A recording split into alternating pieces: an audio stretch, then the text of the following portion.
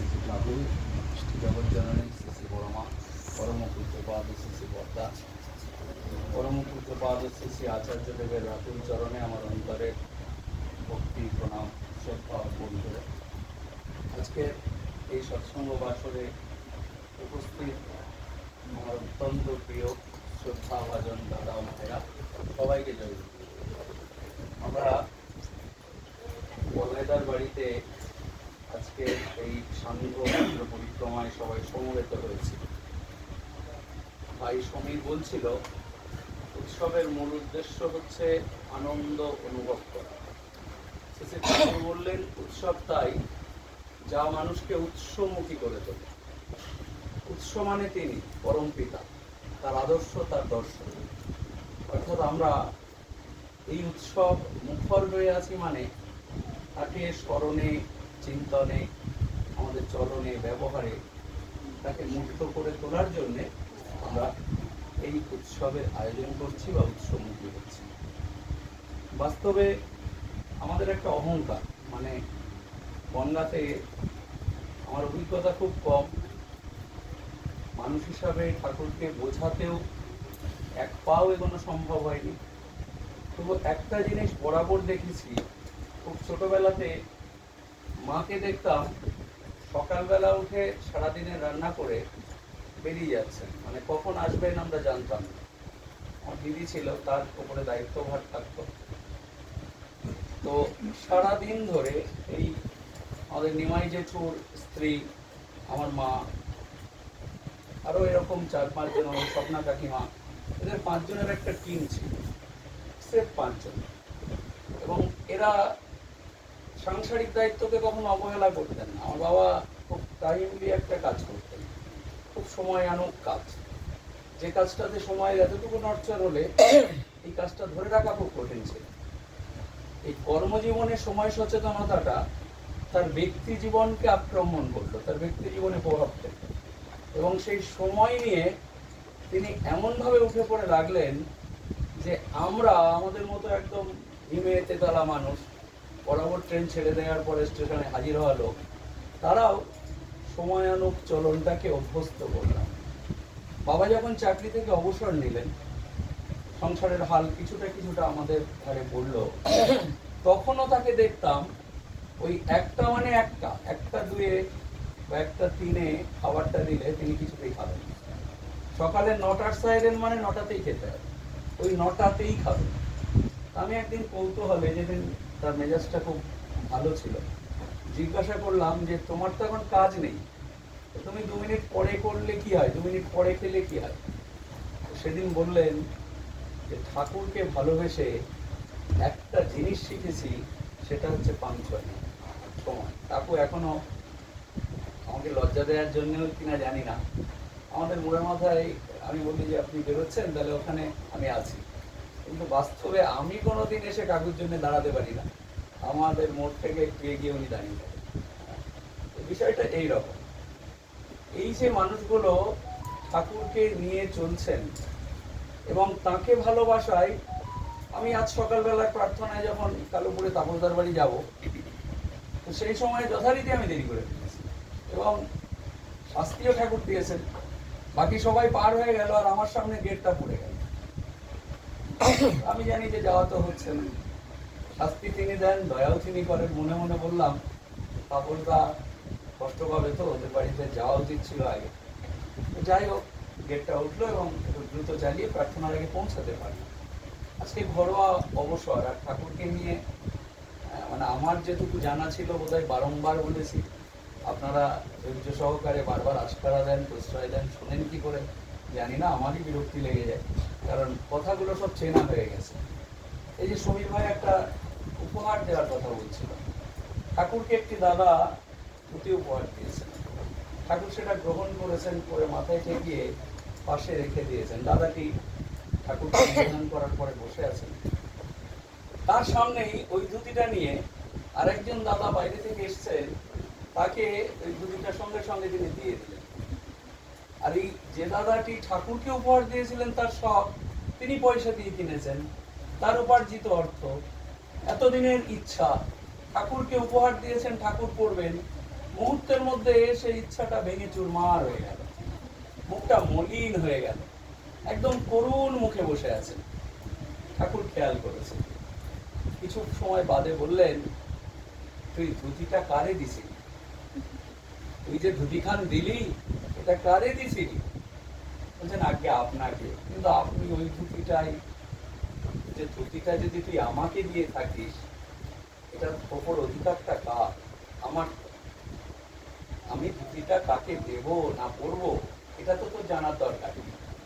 যখন কাউকে দিতে হয় সত্য না রেখে, সত্যানুসরণে বলা হচ্ছে না, দিতে হবে সত্য না রেখে। আমার আর জানার দরকার নেই, আমি তার কাছে পৌঁছে দিয়েছি, এটুকুই যথেষ্ট। আমরা আচার্যদেবকে দেখি, পৌরাণিমাকে দেখি,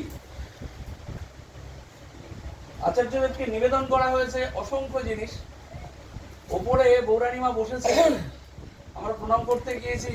প্রথমে আমার মেয়েটাকে ডেকে একটা থালা গ্লাস বাটি দিলেন, একদম কাঁসার, একদম প্যাকিং করা অবস্থায়। প্রণাম করেছে, ওকে উপহার দিলেন। ওর মাকে একটা ফুলদানি দিলেন, আমাকে একটা সাদা ধবধবে চাদর দিলেন। যে প্রণাম করছে, আমরা হাজার হাজারে মানুষ যাচ্ছি, প্রত্যেকে, এবং প্রত্যেকে মাথায় করে জিনিস নিয়ে আসছে দিয়ে দেওয়ার জন্য। আর দিয়ে বলছেন, এই এগুলো কেউ তুলে রাখবেন না কিন্তু, তাহলে আচার্যদের কষ্ট পাবে। প্রত্যেকে ব্যবহার করবেন, প্রত্যেকটা জিনিস ব্যবহার করবেন।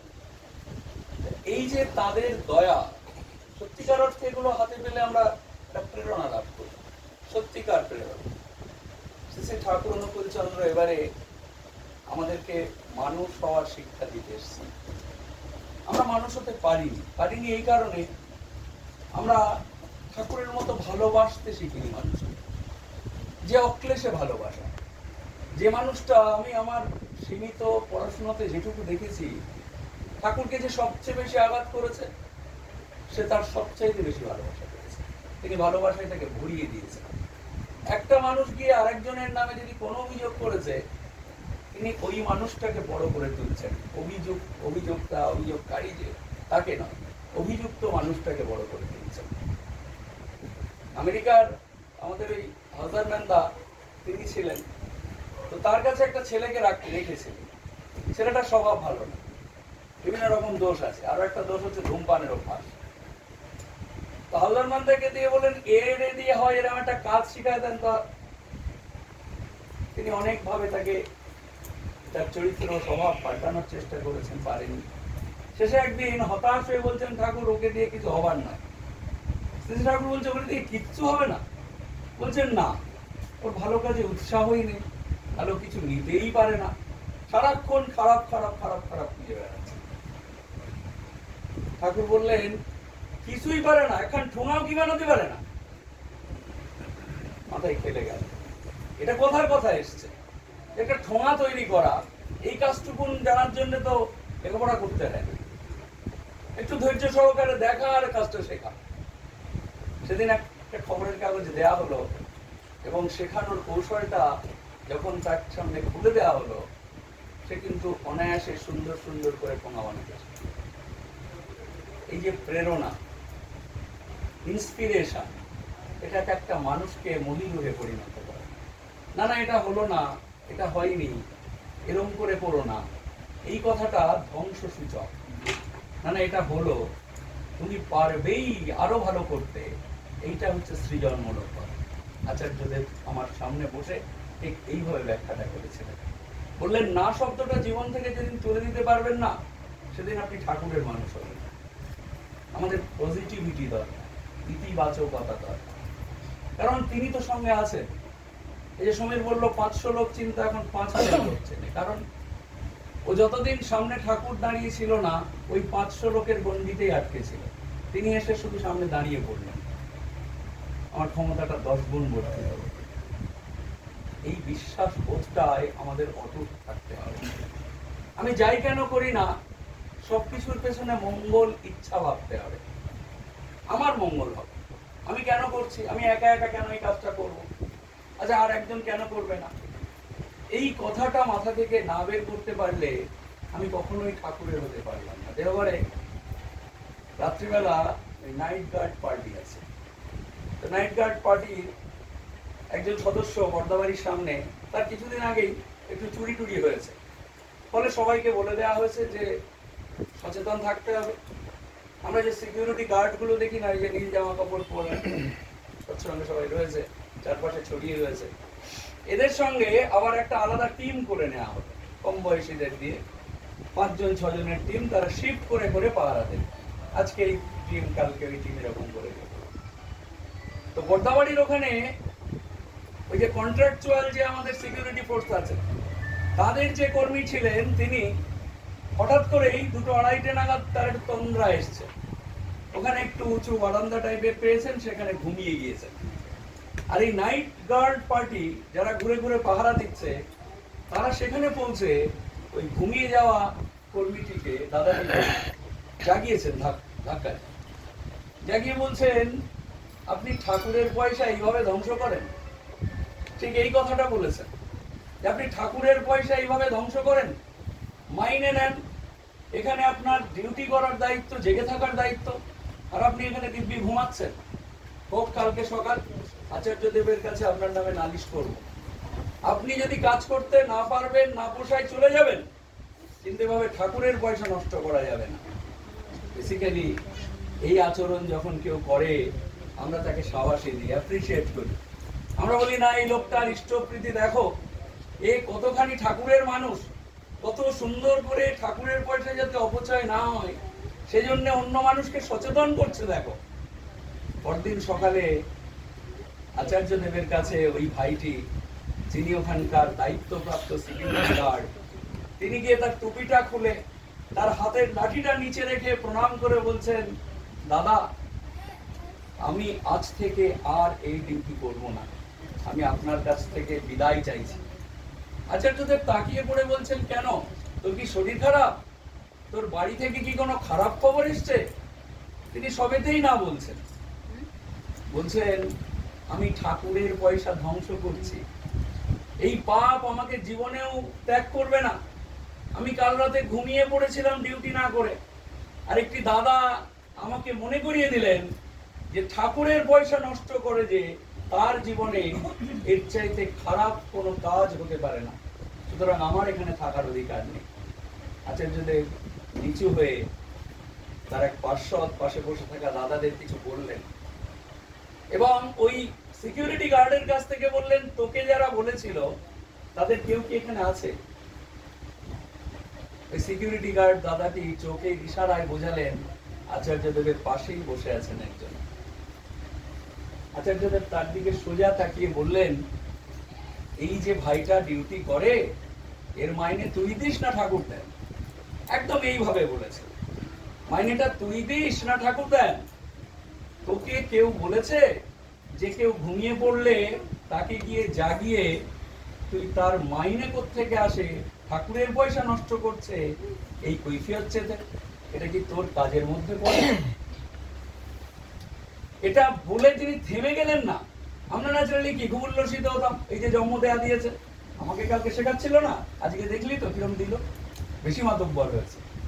আচার্যদেবের অনুশাসনটা অন্য, তাকে বুঝিয়ে বলছেন, দেখ, এই ঠাকুরের জগতে তিনি সবচাইতে ভালোবাসতেন মানুষ। আমার একটা কথায়, আমার একটা উচ্চারণে, আমার একটা বোঝানোর ভুলে একটা মানুষ যদি হারিয়ে যায়, তাহলে আমি ঠাকুরকে অস্বীকার করলাম, তাকে সবচাইতে বড় ব্যথা দিলাম। অতএব আমরা এইটা ভেবে যদি আমাদের আচরণের মধ্যে এই আচার্যদেবকে না আনতে পারি, তাহলে ভাদ্র পরিক্রমার টানা 26টা সৎসঙ্গে অ্যাটেন্ড করেছি, 28টা প্রভাতিতেই আমি ছিলাম। এই যে ভেতরের তৃপ্তিটা, অহংকার না, এটা আমাদের একটা মানসিক তৃপ্তি, যে ঠাকুরকে জীবনের এই একটা মাস অখণ্ডভাবে আমি দিতে পেরেছি। কিন্তু এই তৃপ্তিটা তো ব্যর্থ হয়ে যাবে। একজন মানুষও যদি আমরা হারিয়ে ফেলি, আচার্যদেব খুব সুন্দর বলছেন, আপনারা মাঝে মাঝে ভাবতে পারেন, এই আমরা দেওঘরে যারা থাকি না, তারা খুব ভাগ্যবান। বাস্তবে দেখেন, আমার মতো অকর্মণ্য পুরুষ এই পৃথিবীতে দ্বিতীয়টা নেই। বলেই বলছেন, সবাই হাসছে, উনিও হাসছেন বলতে বলতে। এইবার বলছেন যে আসলে এই বাড়িটা ঠাকুরের, যেখানটায় আমি বসে বসে কথা বলছি ঠাকুরের, এই এখন উঠে গিয়ে যেখানটায় বসে খাবো, একটু ঘুমাবো, ওটাও ঠাকুরের, সব ঠাকুরের। তাহলে আমি মানুষটা সারা জীবন তো বসেই খেয়ে গেলাম, আমার দিয়ে তো একটা বাড়িও করা হয়। কিভাবে প্রেরণা দেন! বলছেন নিজেদের হীনমন্যতা ত্যাগ করুন। এই দেওঘরে বসে ইষ্টানুকূল পরিবেশে ঠাকুরের কথা বলা, ঠাকুরের ভাবনায় একেবারে নিজেকে বিভোর করে তোলা, এটা খুব সহজ কথা। বাইরেতে গিয়ে বাইরের পরিবেশে, আপনার পরিবেশের চারপাশে সৎসঙ্গী নেই, যেখানে যেখানে সৎসঙ্গের বিরোধিতা হবে, নিন্দা হবে, সেখানে গিয়ে দাঁড়িয়ে আপনার ঠাকুরকে প্রদর্শন করুন। আপনার ঠাকুর কতটা সহনশীল, কতটা তার ভিতরে ধৈর্য, কতটা নিন্দা নিতে পারছেন, এই পরীক্ষাটা দিন। উপর থেকে আশীর্বাদ আপনার উপরে পড়বে। একজন বলছেন, দাদা আমার ভাল লাগে না বাড়িতে, আমার মনে হয় দেওঘরে আসলে আর যাবো না। আমাদেরও মনে হয়, কিন্তু বাস্তবে আচার্যদেব বলছেন এই দেওঘরে এটা ভাবার কোনো কারণ নেই যে ঠাকুরের গা ঘেঁষাঘেঁষি করে থাকলেই আপনি ঠাকুর হয়ে যাচ্ছেন। তাহলে তো বলতে হবে সবচাইতে ভাগ্যবান এখানকার মাছি মশাগুলো। আপনারা তো অন্তত ছুতে পারেন না ঠাকুরের সন্তান, তার পরিবারের লোকদের ছুতে পারেন না, একটা দূরত্ব রাখতে হয়। আর ওরা তো ডিরেক্ট আমাদের গায়ে এসে বসে। তাহলে যদি ঘনিষ্ঠতা, নিবিড়তা শেষ কথা হতো, তাহলে অনেকে অনেক উঁচুতে চলে যেত। বাস্তবে তাকে না মানতে পারলে, নিষ্ঠার সাথে, ঐকান্তিকতার সাথে, ভালোবাসার সাথে, তাহলে তার আশীর্বাদ আমার জীবনে কখনোই নেমে আসবে না।